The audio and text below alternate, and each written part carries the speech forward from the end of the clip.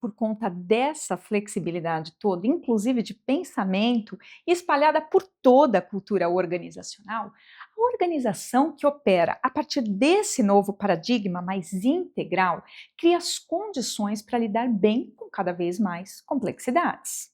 Tais organizações e as pessoas que atuam nelas criam tamanha resiliência e saúde que a prosperidade acaba sendo uma consequência natural, não um objetivo perseguido. E quando essa mentalidade segue sendo nutrida, cuidada por décadas, tais empreendimentos vão se tornando mais e mais longevos. Essa dinâmica toda acaba por engajar, por envolver as pessoas que nela atuam de uma maneira muito significativa. Essas pessoas começam a falar de suas organizações não apenas bem por se sentirem bem cuidadas, elas falam com as suas almas, com seus corações, conectados a um sonho coletivo.